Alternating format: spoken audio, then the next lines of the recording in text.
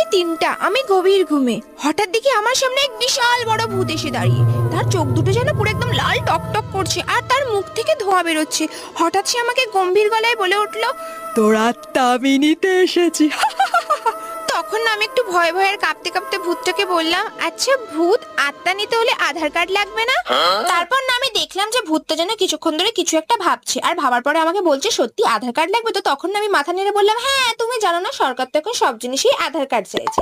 তো তারপর না ভূতটা আমাকে বললো, ঠিক আছে তুই এখন তাড়াতাড়ি জেগে উঠ, আর জেগে উঠে তাড়াতাড়ি করে তোর আধার কার্ডটা নিয়ে আয়। আর এটা শোনার পর আমি তো পুরো একদম খুশিতে চেঁচিয়ে উঠলাম, বেঁচে গেলাম। ঠিক তখনই আমার ঘুমটা ভেঙে গেল, আর আমি দেখি আমার সামনে মা রাগি রাগি চোখে দাঁড়িয়ে আছে, আর রেগে মেগে আমাকে বলছে, কাল রাতে চেঁচাচ্ছিলিস কেন, ভূত দেখেছিস নাকি? তখন আমি বললাম, হ্যাঁ মা ভূত দেখেছি, কিন্তু আধার কার্ড না থাকলে ভূতও কিছু করতে পারে না।